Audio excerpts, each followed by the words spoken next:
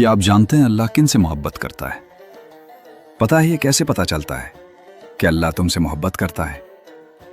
جب گناہ کے فوراً بعد تمہارا ندامت بھرا ضمیر تمہیں توبہ تک لے آئے، جب مایوسی کے بعد کوئی طاقتور معجزے کا خیال تمہیں واپس خدا تک کھینچ لائے، جب ہار کر تم گرنے ہی والے ہو تو اچانک سے تمہارے ذہن میں تہجد کی ترکیب آ جائے، جب رفتہ رفتہ حالات اتنے خراب ہو جائیں کہ تمہارا نیم نمازی دل تمہیں سجدوں کی طرف کھینچ لائے، جب وقت سے پہلے تمہاری دعاؤں کی حقیقت تم پر کھول دی جائے اور تم بچ جاؤ، جب سب کچھ تمہارے ہاتھ سے نکل جائے، صرف تم رہ جاؤ اور تمہارا اللہ رہ جائے، تو سمجھ لینا کہ تمہارا اللہ تم سے پیار کرتا ہے۔